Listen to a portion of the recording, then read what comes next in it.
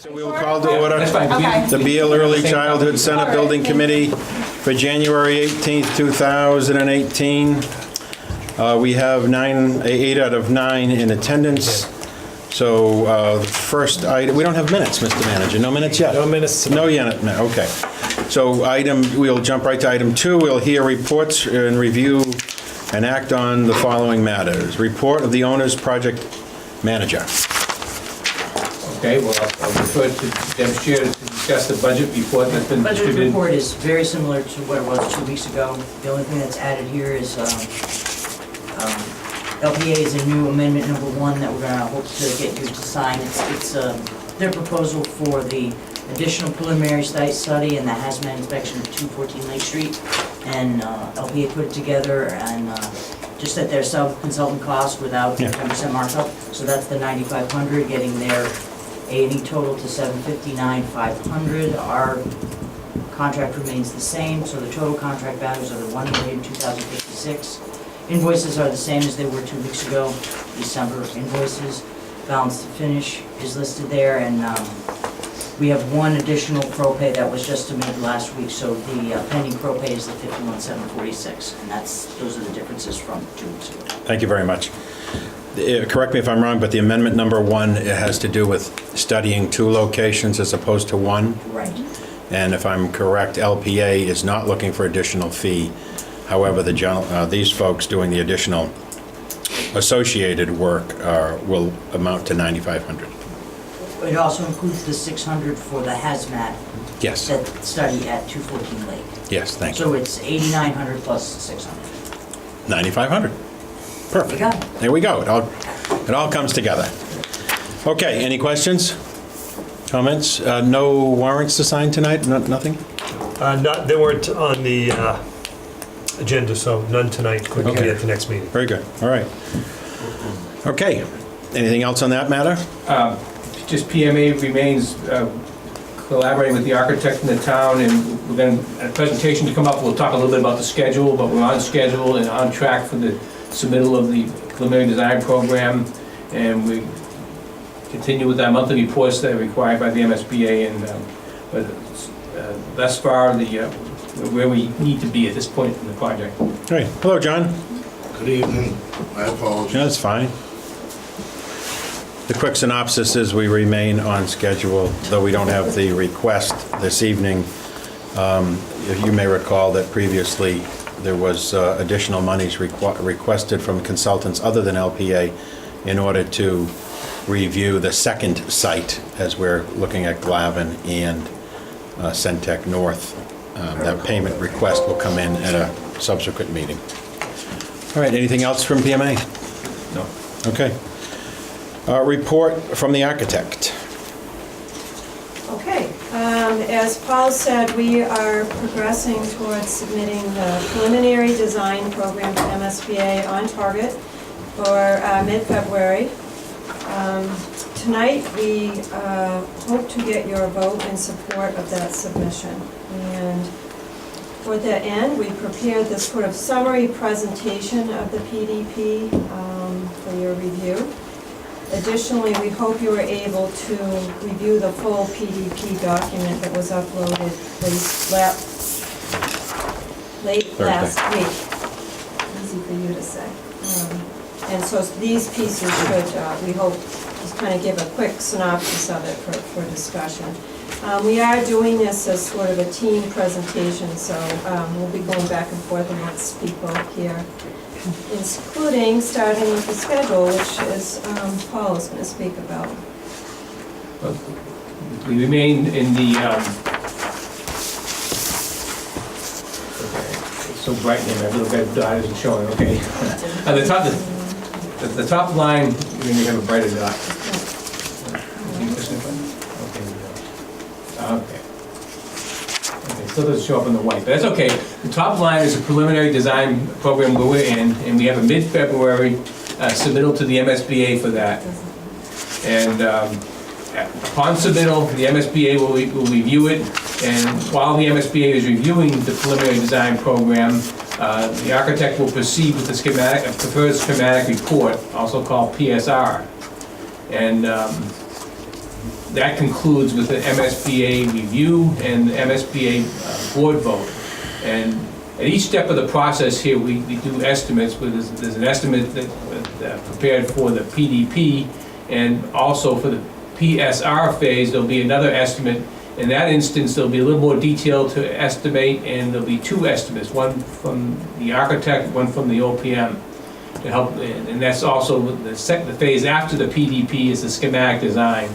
And again, that phase, even more detail is learned about the building, and more details being able to be put into the estimate. And the schematic design submittal to the MSBA is important, because also the total project budget for the project is developed at the end of the schematic design phase.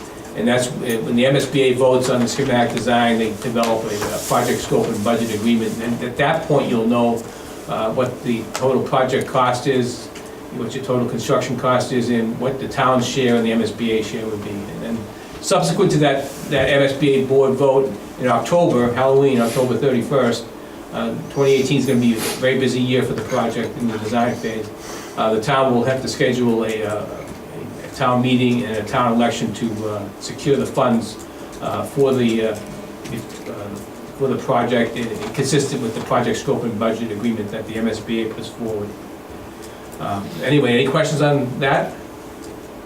Okay. Okay, so the document that we're submitting, this is a summary of the table of contents. If you remember, the major points with the preliminary design program are to describe the program, which we do through the district statement and the space summary template, describe the existing conditions at Beal, describe the site program, and the preliminary review of the alternatives. And this is preliminary. The idea is to select the highest and best three to pursue further in the PSR phase. And the balance of our presentation is just to give you updates on these components. So the space summary template, you have a hard copy in front of you, double-sided. If you flip it, you'll see, I hope this is a little bit more legible than some of the others that we have distributed previously. You want to be on the side that has the core academic spaces, is the first green line. That's the portion of the board now.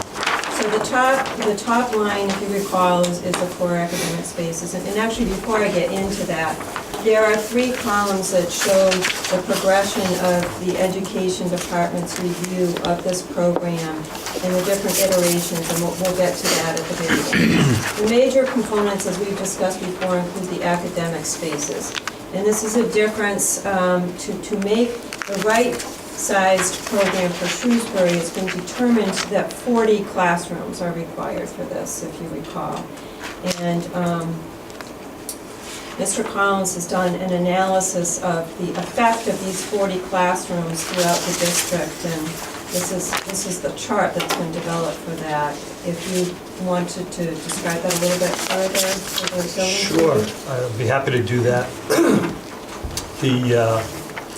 This kind of a busy spreadsheet here, but basically on the left-hand side of it, highlighted in yellow, is what's called the current conditions with our existing elementary schools and the October 1st actual enrollments by head count. And then on the right side is our future plan in the green, and this is with projected enrollments out to October 1st, 2025. Those enrollment projections are the basis of the size of this building, and enrollment projections were agreed upon after lengthy discussions and submission of lots of data to the Mass School Building Authority. So you might remember that the building committee received a letter from the MSBA certifying this project enrollment at 790 students with a K through 4 enrollment configuration. And as part and parcel of those discussions, they understood that they were helping us solve a kindergarten through grade 4 elementary space problem, along with replacing a building facility that was 1922 vintage and in need of replacement. And so implicit in that whole piece is the so-called drawdown or reduction of headcount at other elementary schools that would, through redistricting, feed into this new school. So on the bottom square box, you can see, how do we get to 40 classrooms? Well, there's four basic components to that. One of them is enrollment drawdown from other elementary schools, 336 seats, which account for 17 classrooms. Enrollment growth beyond where we are right now into 2025 of 132 students, that's an additional 7 classrooms. And then full implementation of universal full-day kindergarten requires another 3 classrooms additional from where we are right now. And then, of course, Beal School itself, we need to replicate those existing classrooms, which is 13. So those are the 4 basic components that get us to 40 classrooms. And this is just a demonstration on how we get there. And then, just a little bit further is, well, what happens when we draw down other elementary schools?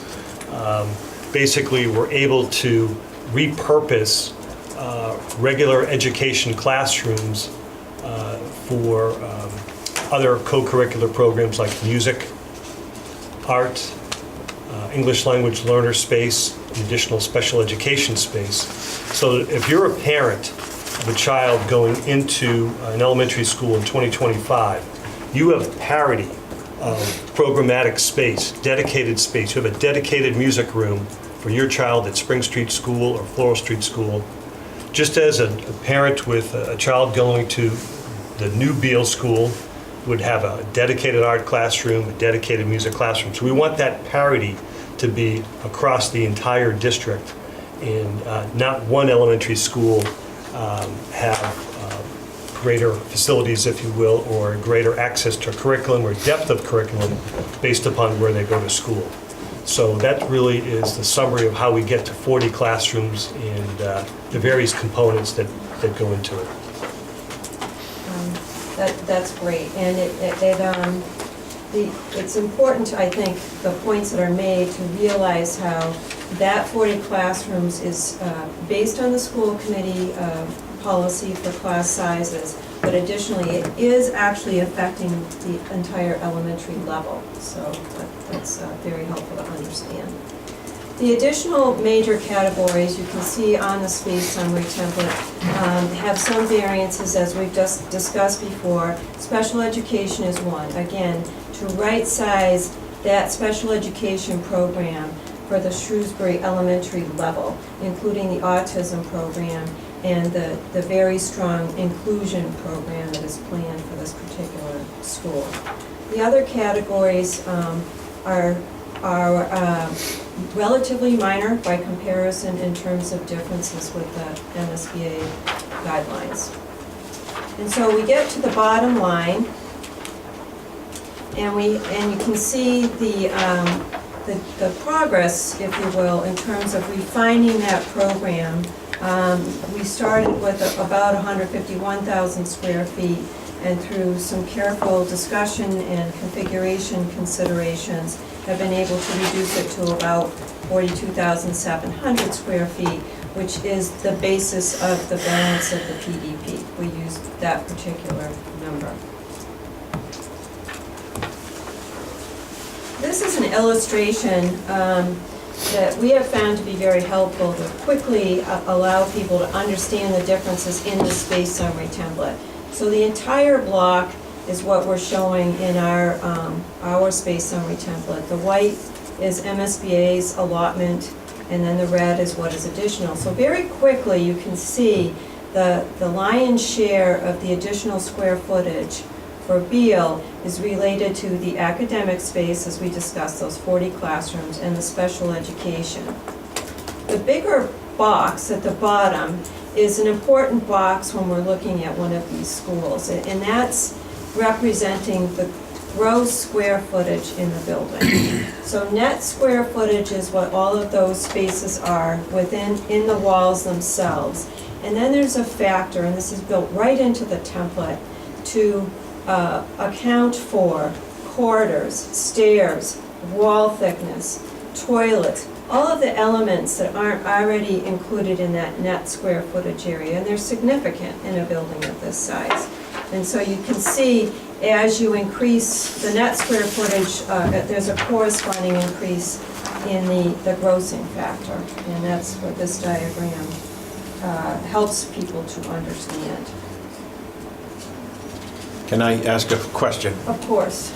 So if I look at the proposed 11117 bottom section, to your point of the gross up, to take care of those service areas, mechanical areas, wall thicknesses, etc. The area to be used by people, students, teachers, is 92,000 and change. The gross up brings it to 142? Correct. Am I understanding that correctly? Correct, you are. There are a few, you do have to use stairs, you have to use corridors, obviously, they're part, but they're not really what's considered part of the occupancy load for a building. That's another sort of technical way to look at the difference between net and, so a person is either in the corridor or in the classroom typically. So they view those as, you're not going to pack the entire building. So part of it is how the permitting is done for a particular project. We did carry the same factor the MSBA carried, and again, this is just to be comparing things equally across the board. As this project evolves, we'll test that. Yes. We'll see if we've got the right number, and if we can improve on it, or if we have to make it larger. Again, I pointed it out before, but the existing Beal is relatively inefficient. It's 1.67 factor for that building, so it's interesting to know. It does make a big difference. Thank you.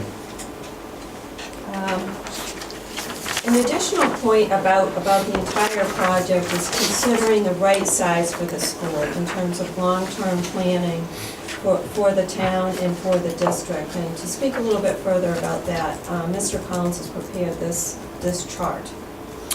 Okay, thank you. And I know, Mr. Kane, you had suggested that this be put together early on, and it was submitted to the building committee, I think, 1 or 2 meetings ago. And so we're just bringing it back. You had also asked that we put the project completion date column next to each of these projects. And so you can see, for example, Floral Street School opened in 1997 with a design capacity of 660 students. As of last October 1st, we have 750 students enrolled. We're over capacity by 90 or 14%. And in addition to that, we have 55 of the Floral first graders attending Beal first grade over at Beal School. And then... So there's, excuse me, Patrick, Yes. When you say 14%, it's 14% of the population there, not inclusive of the 55 that's already been sent to Beal. That's right. If you were to include those, it would be 22% over capacity. Thank you.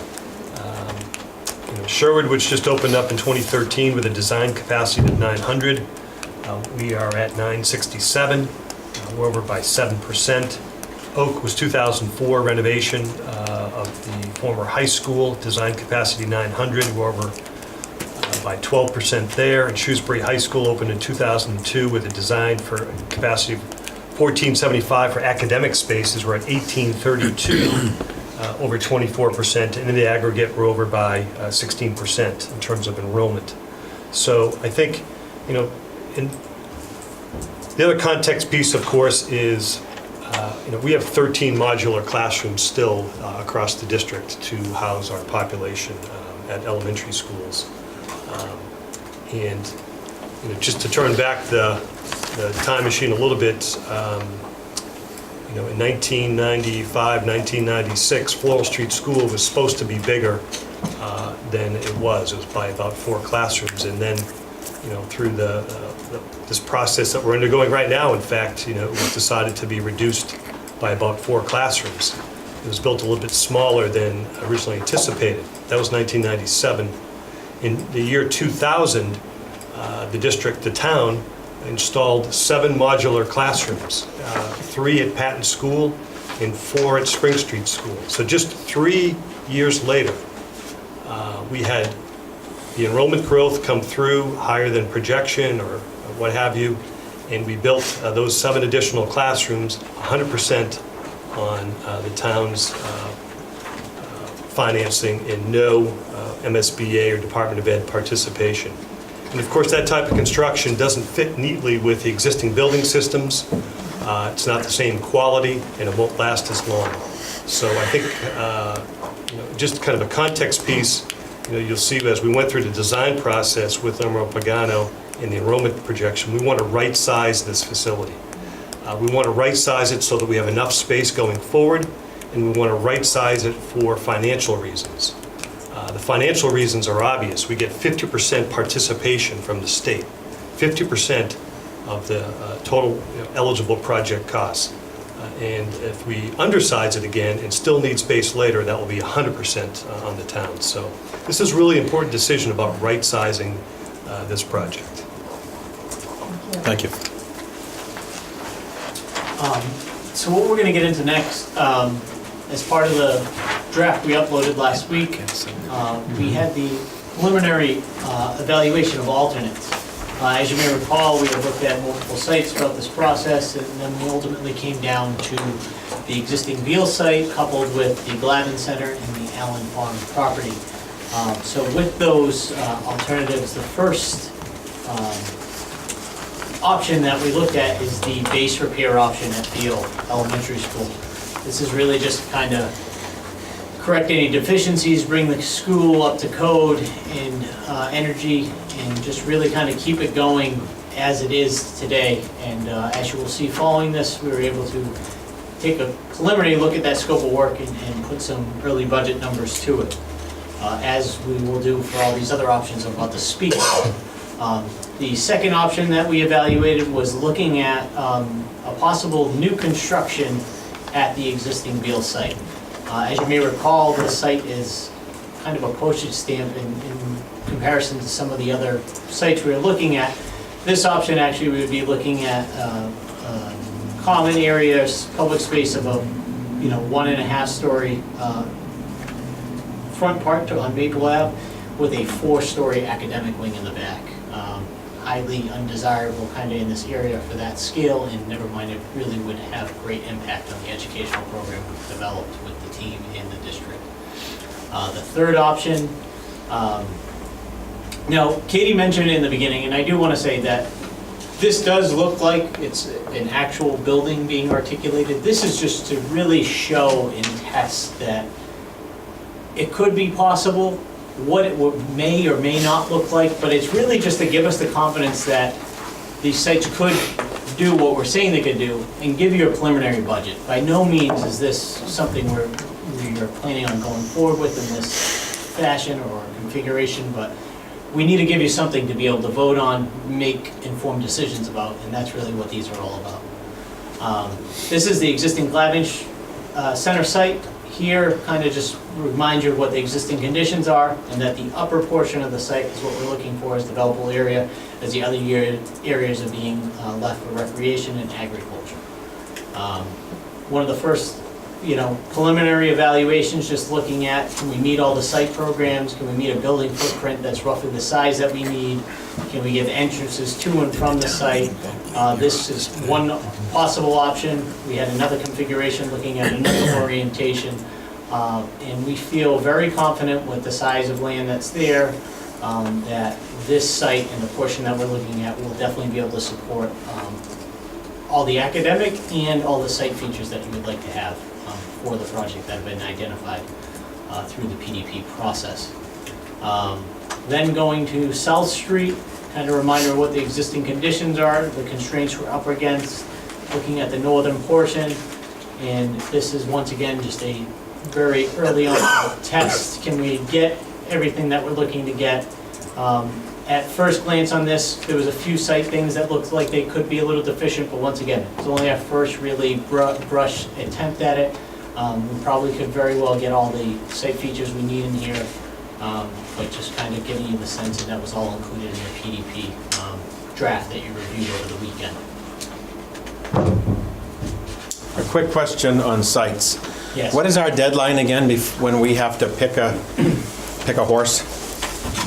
That's a very good question. We have set aside 3 months for the entire preferred solution report process. of that, we should have 1 month where we're really developing a preferred solution. So it's going to come pretty quickly in the next couple of months, that we want to just... April meeting, March meeting. That's right, that's right. I said two things, you're saying that's right. April? Early April. Late March, early April. That's- Okay, so the special act approved, the request approved by town meeting is in Boston, it'll get filed. So that will go its merry way. DCAM is doing its work relative to a final value. I know that you folks are working with Kristen, and basically your consultants and our wetlands folks, on trying to prove a few things. If real winter sets in, how comfortable will we be with our information at Centec North? We are, and this is something we were going to talk about towards the end of this presentation, so thank you for bringing it up now. We are going to pursue all of the wetland information that we can. And we have been in touch with Kristen Lass and her team in terms of getting out there even this week to take a closer look at it and a level of confidence in that regard.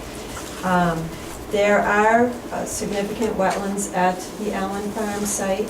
There are potential vernal pools. We don't know that until the spring flora and fauna come forward, if you will. And so that is a little bit weather dependent in terms of getting that definitive. What we're showing on our plan is assuming that there are vernal pools. So it's sort of, in our opinion, assuming the worst case scenario at the moment. And not to say other things may not come up in that final refinement of it, but that we are taking, from our perspective, a conservative approach to the test fit for this particular site. And when does the geotechnical work That follow? will all be happening very soon. Same time. We'll be getting that done. We'll also be getting the traffic reports, which will be illuminating for both of the sites, so. So unless we get really, really heavy winter, you're feeling somewhat comfortable It will be that in aggressive. April we'll It will have the be information. aggressive, but, so it's an excellent question. But yes, I agree. Okay. I think we should be able to do that. All right, thank you.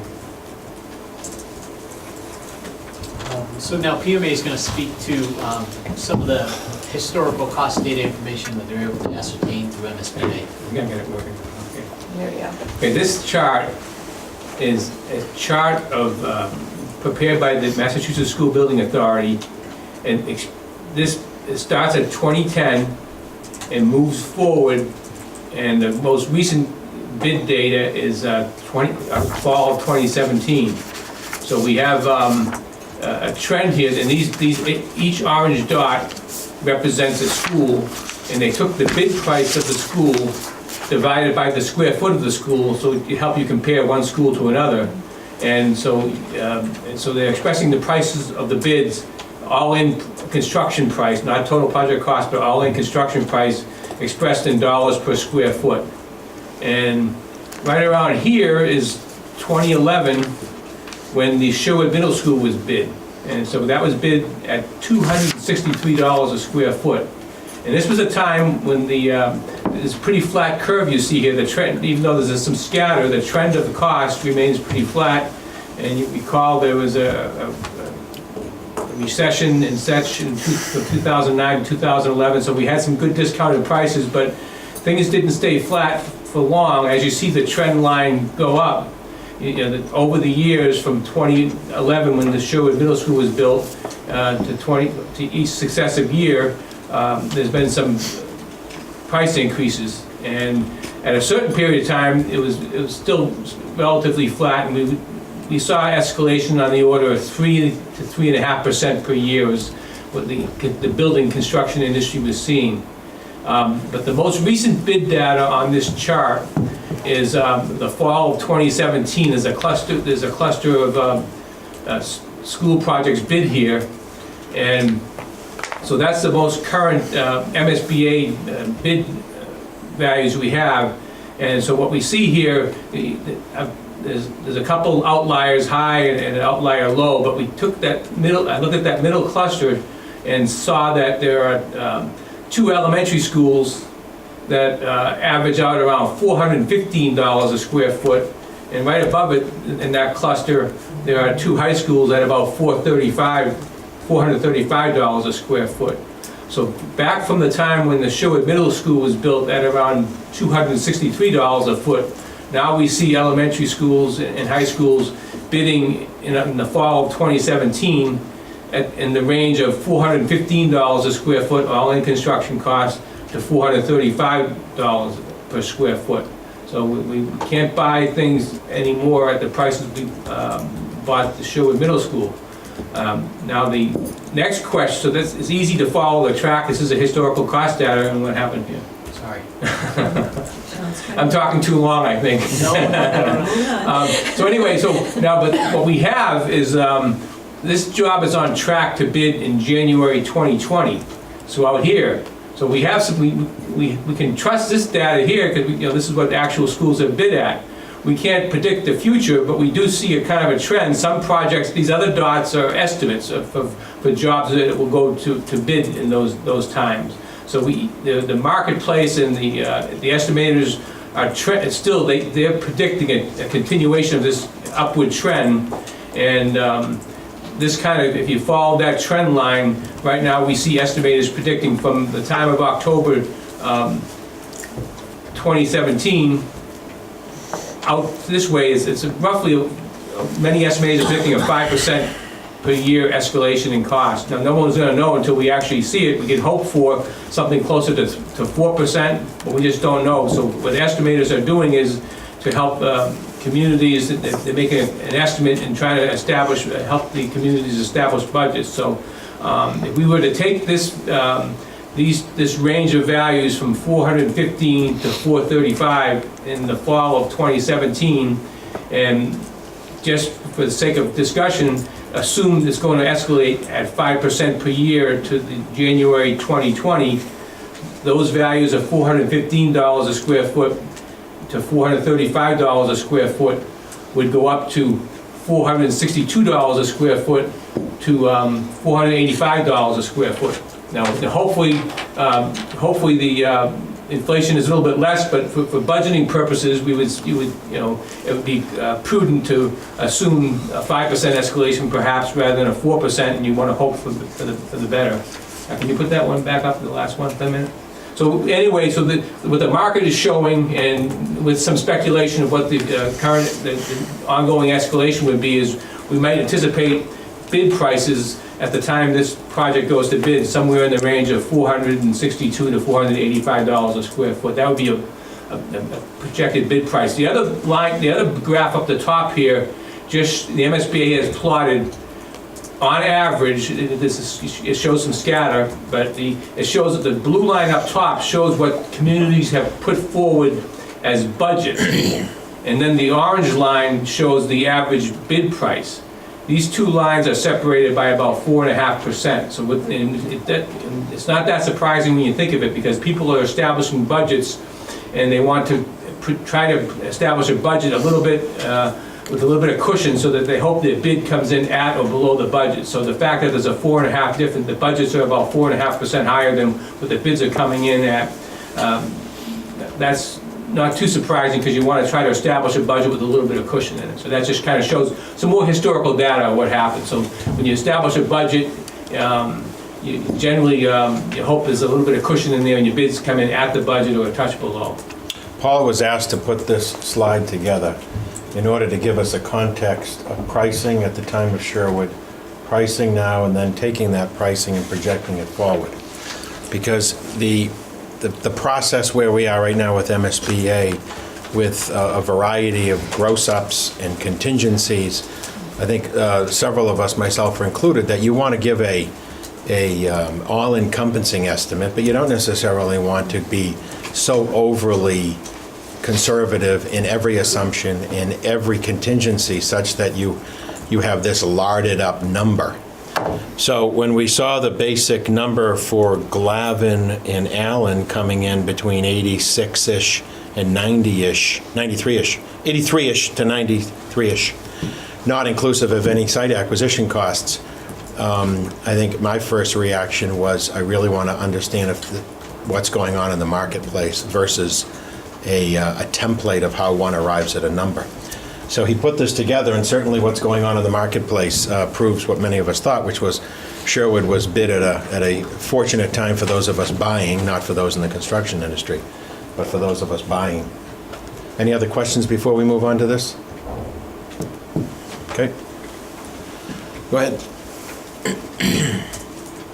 Okay, so now if we take that, the high end of that range of 462 to 486, what we could expect for bids by projecting the fall 2017 costs out to 2020, so we would look at $486 a square foot. So if we looked at the Sherwood Middle School at 130,000 square foot, and if we wanted to, if that was to be bid in 2020 at $486 a square foot, that $34 million construction budget in 2011 would bid at $63 million construction cost in 2020. So and by the same token, Shrewsbury High School at $260,000 a square foot, and when that was bid in 2002 at $130 a square foot, if that school were bid in a market that mandated $486 a square foot, the cost of the Shrewsbury High School construction bid cost would be $127,790. So that $34 million high school is today, or in 2020, we would think with 5% escalation from the fall of 2017, could cost you $128 million. And each of these cases, and we did the same thing for Floral Street School, 84,000 square foot school built in 1997. It was bid at $94 a square foot. If it was bid in an environment that yielded a $486 square foot pricing, that same $7.9 million school would bid at $40,800,000. And each of these are the construction costs, and typically you have total project costs. The construction cost on average runs about 80% of your total project costs. And we'll talk about that a little bit more later. So we've actually put in here what the total project cost would be, considering the construction cost being 80% of the total project cost. So you can see,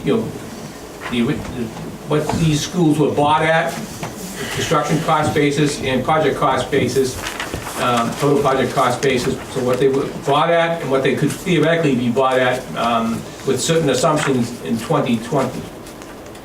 Any questions thus far? So now if I projected forward the bid price, and that was, we said in 2017, $415 to $435 a square foot. And project that forward at the 5% escalation, that brings you to $462 to $486 a square foot. That's an estimated bid price, and as we talked about that MSBA curve, budgets tend to be 4.5% higher. So for those projects, you might actually budget, take that 2020 estimated bid number, and you might establish a budget about 4.5% higher as kind of a safety factor. So we would anticipate reasonable budgets, cautious budgets, to be on the order of $480 to $508 per square foot.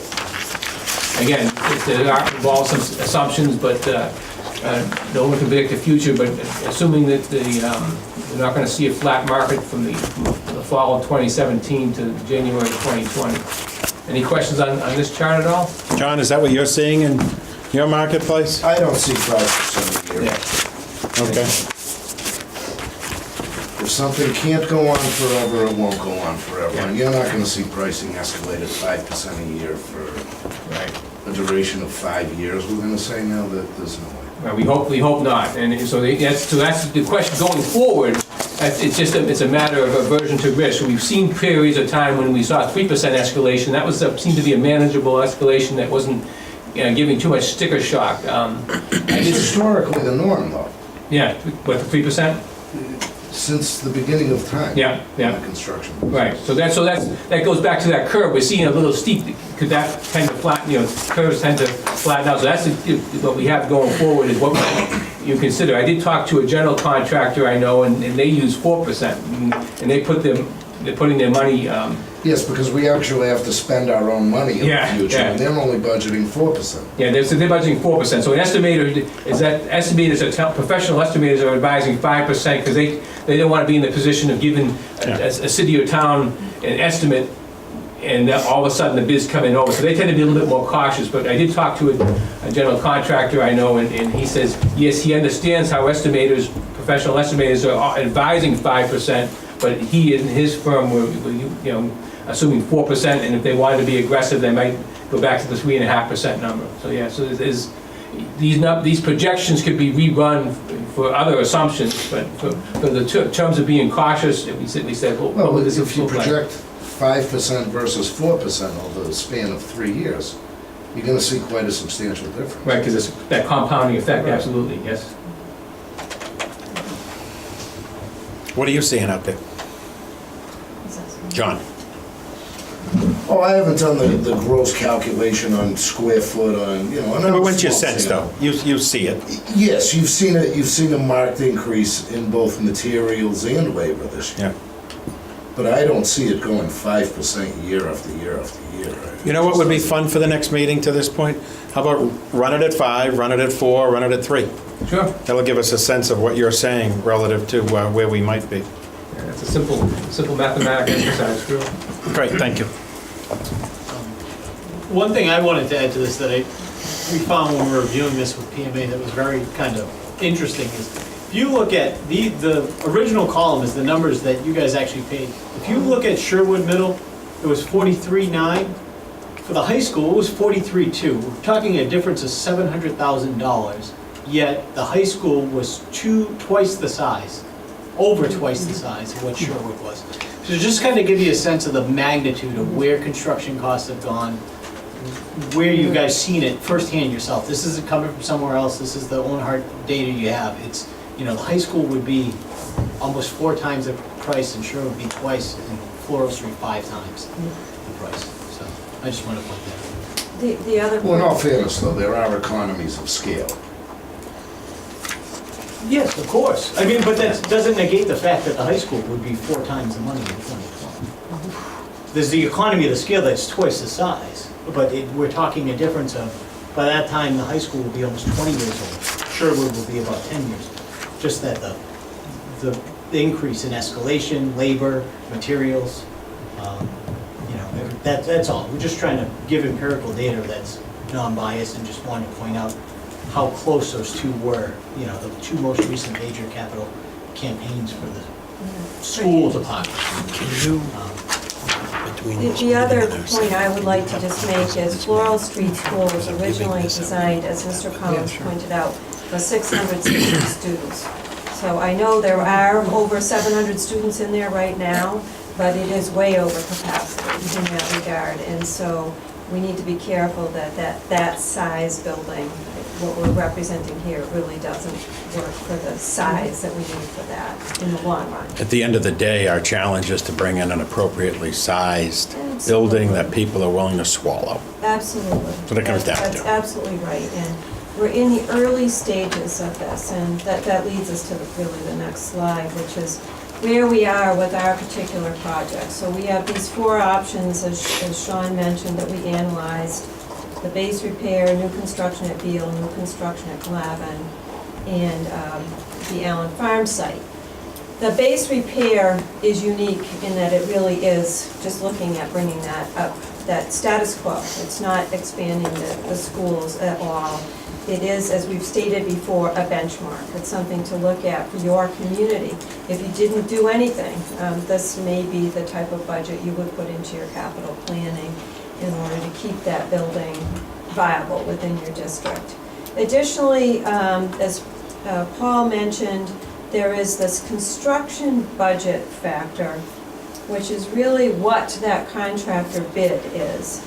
And then the project budget includes that plus all of the other associated costs that you need to have for a full project. So it includes your furniture, furnishings, and equipment, the acquisition costs, any off-site improvements. It's the town looking at it globally, what will be required, the fees for the architect and the OPM, any moving expenses, getting furniture out of Beal, the bonds and legal costs. So all of those things, PMA has advised us, and we've seen this on MSBA data, it's typically 80% construction, 20% soft costs. The way you do the math on that, the other way, is to take the construction cost times 1.25 to get your project budget, which is where we're at right now. So when we, again, we're very early, when we look at the overall, for all three of these options, we're, as Mr. Kane said, in the vicinity of 83 to 93, or 94, in that area, depending on any number of factors that may come forward. This is based on using our estimators' recommendations and what PMA's analysis of the MSBA data shows. It backs that up as a reasonable number to carry at this point. What we will do, and there are multiple phases in a project for MSBA, and every single one has a cost estimate associated with it. The design gets refined, we have more information about the site, and so we're able to tighten that up into something that's a little bit more real. But at this juncture, this is what we're seeing. Questions? Has there been a plug number put in for the total project at Glavin in terms of land acquisition costs? Still waiting for that number, but it would be an add-on. That is not shown here. So there has been no assumption made? That's, we did not know what number to use. It does include the demolition of the existing Right, yeah. buildings and the hazardous Yeah. material. The state says. I understand there's some good negotiations on that position. Correct. Okay, So that is that data is in your packet as well. so for the next meeting, you're going to run the total numbers with the 3, 4, 5, or Yes. 3 and 4. Yep. And if you could issue that in advance when the agenda comes out, that would Absolutely. be helpful. Anyone else want something run by Paul, just so we can get a sense of it? Not altering what we will file, but just to get a sense of wiggle room and areas of focus. And from the perspective of the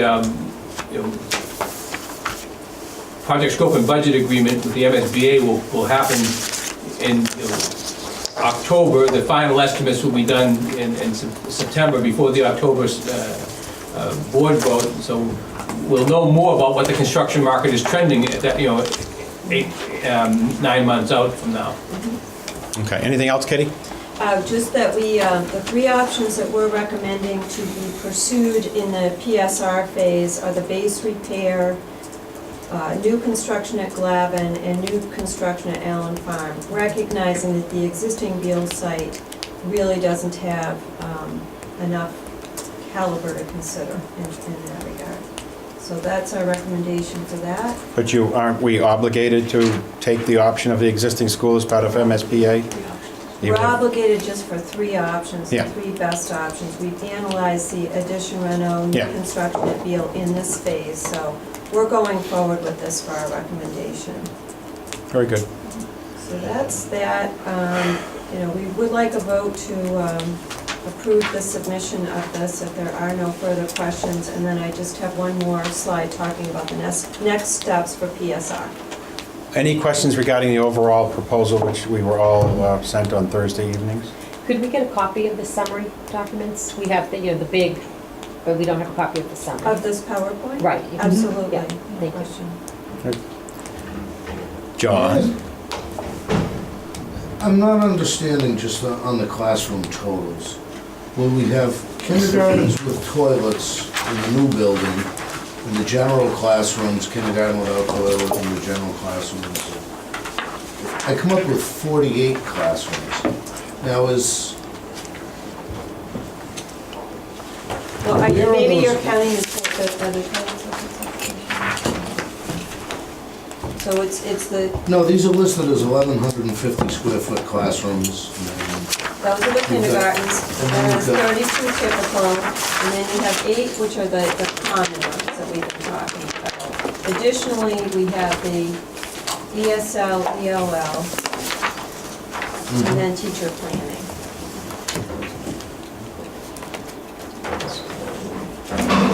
So the only ones that So are it's- actually classrooms are the 8 and 32, the kindergarten with toilets and the general classroom. Okay, all So right. that's a Thank you. good point, though, Mr. Masiello.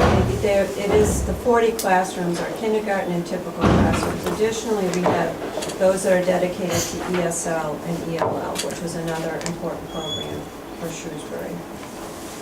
And those don't fall under the guise of the DESE, the special education, it falls under core academics. There's clearly a need in the district for that type of curriculum, and that's why it falls and is shown in that category rather than representing it elsewhere in the summary. Okay, thank you. Any other questions? We have the motion to recommend moving forward to the MSBA. Is such a motion? So moved. Second. Motion's been made and seconded. All those in favor shall signify by saying aye. Aye. Who's opposed? Unanimous. Okay, related to this, and I know you want to touch on one other thing, Katie, but we'll have an important discussion and briefing from Paul at our first meeting in February regarding the method of construction. He sent us homework today. He had previously provided us information. I think drilling down on this as the priority item at our first meeting in February on the 13th at 6 PM will be helpful, because I'm looking at it, if we do a strict build of a new building, as a possible path that saves a considerable amount of money.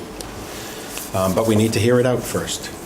And then I would like to ask you folks to entertain a meeting on the 26th, a Monday evening, where we can bring in the consultant that has worked with LPA in the past regarding how one can bridge that gap between the building code today and taking your building to that next level where it's a showpiece of efficiency. I won't use the term greenness, but I'll use the term greenness because I don't know what else to say. So this individual has been part of other such projects. It's my understanding that the base building code has increased so much relative to efficiencies that the delta that used to be between the building code and making this next leap is much smaller than it was several years ago. So I'd like to ask if we can do that on the 21st. I'd like to advertise it again, as we have with all these meetings, public hearings. So- 26th? What's that, 26th, did I say? Yeah. It's the Monday. It's a Monday? Yes. So we'll stick with our usual 6 o'clock and a couple of Tuesdays, and then if we can think about that Monday, Katie can then lock this individual. Need more homework, Paul? What's going on? Well, I emailed this, but I also have paper copies of the homework for the Okay. committee. Thank you. As an OPM, I barely get the chance to pass out homework to the committee. All right, very good. Okay, Katie. Very quickly, just a quick look ahead to what we'll be doing in the PSR. MSBA does review the PDP and give us comments, so I'll be replying to those. Basically, we are going to take this test fit information that we described and expand on it for further site analysis. The sustainable design charrette on October 26th will help us to have a better sense of the program in that, I'm sorry, what did I say? He said October. Oh, we'll really. February 26th, yes. And that this would be a public presentation, is that not correct? Oh, absolutely. So anybody who is interested in participating and being present is welcome for that. And we will continue to refine the building and the site. And as we discussed tonight, we will be identifying the preferred solution to pursue for the schematic design phase. One final item. When do you need the committee to recommend a path of the two methods of contracting? When's that vote? I think, and part of the, we'll discuss that more next week, but I think by May, we want to decide, we could probably let it go that far. Okay, great. Just wondering. Because your final estimate is, that gets submitted to the MSBA, you, for the schematic design and the project scope and budget, you would need to know the project delivery method, because that impacts the cost. But I think you have probably until May. Okay, any other questions? If not, a motion to adjourn? Motion made and seconded to adjourn. All those in favor shall signify by saying aye. Aye. Those opposed, we're adjourned until the 13th at 6 o'clock.